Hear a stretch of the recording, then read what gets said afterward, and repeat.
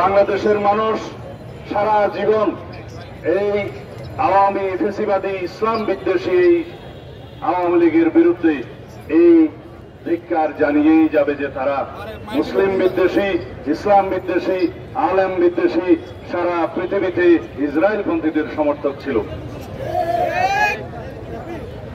আমরা পত্রিকান্তরে যে পরিসংখ্যান পেয়েছি, 50 থেকে 60,000-এরও বেশি ফিলিস্তিনবাসী নারী শিশুসহ যারা হত্যাযজ্ঞের শিকার হয়েছে, প্রকৃতপক্ষে সেই পরিসংখ্যান আরো অনেক বেশি। যারা অপুষ্টিতে ভোগে, যে সমস্ত শিশুরা মৃত্যুর মুখোমুখি হচ্ছে, তাদেরকে হত্যাকাণ্ডের শিকার হিসেবে গণ্য করতে হবে। যে সমস্ত বৃদ্ধরা খাদ্যের অভাবে, বিভিন্ন চিকিৎসার অভাবে যারা মৃত্যুবরণ করছে, তারাও এই গণহত্যার শিকার। সেই হিসাবে লক্ষ লক্ষ ফিলিস্তিনি ভাই বোনেরা এই বর্বর আগ্রাসন এবং গণহত্যার শিকার হয়েছে। সারা পৃথিবীতে আজকে কণ্ঠ উচ্চারিত হচ্ছে ইসরায়েলের বিরুদ্ধে এবং মার্কিন ষড়যন্ত্রের বিরুদ্ধে, যে ইসরায়েলিকে যারা মদত দিচ্ছে তাদেরকে সমস্ত মদত বন্ধ করতে হবে এবং ইসরায়েলের সমস্ত পণ্য আমরা বর্জন করব। তার মানে এই না যে আমরা কোনো ব্যবসায়িক প্রতিষ্ঠানে হামলা করব। গতকালকে বাংলাদেশে কিছু স্থাপনায় হামলা হয়েছে, আমরা তার নিন্দা জানাই এবং এখানে আমরা বলতে চাই সরকারের ব্যর্থতা এখানে লক্ষণীয়, আইন শৃঙ্খলা বাহিনীর ব্যর্থতা এখানে লক্ষণীয়।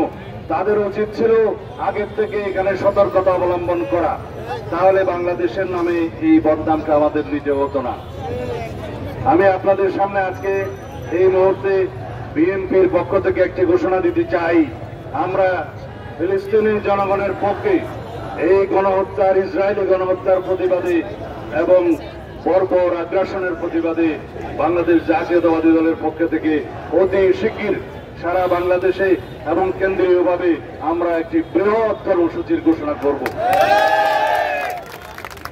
আমরা এদেশের সমস্ত জনগণকে আহ্বান জানাই, পৃথিবীর সমস্ত মুসলিম বিশ্বের যারা মোড়ল আছেন তাদেরকে আহ্বান জানাই, যারা পরাশক্তির একটি অংশ, যারা মদত দিচ্ছে ইসরায়েলিদেরকে, তাদেরকে আহ্বান জানাই, এই মুহূর্ত থেকে গণহত্যা বন্ধ করার জন্য আপনাদের পদক্ষেপ নিতে হবে।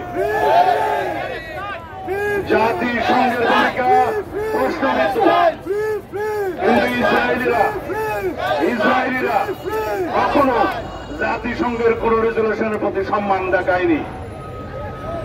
এই ইসরায়েলি সরকার জাতিসংঘের কোন নির্দেশনা, কোন অনুশাসন আজ পর্যন্ত মানেনি। এই পরাশক্তির দুই একটা দেশ তারা সব সময় যখনই ফিলিস্তিনি মুসলমানের পক্ষে জাতিসংঘ রেজলিউশন পাশ করেছে, তারা তার বিরুদ্ধে ভেটো প্রয়োগ করেছে, আপনারা সবাই জানেন। তার মানে হচ্ছে ইসরায়েলের মদতদাতা এই কয়েকটি পরাশক্তিকে তাদের ভূমিকা নিয়ে সারা বিশ্বের মানুষের কাছে জবাবদিহি করতে হবে।